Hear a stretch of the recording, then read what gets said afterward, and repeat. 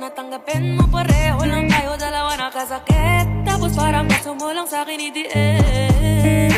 Eto ang epekto nito, nagka-depekto na tayo. Mahirap palang tanggapin, di makukumpleto.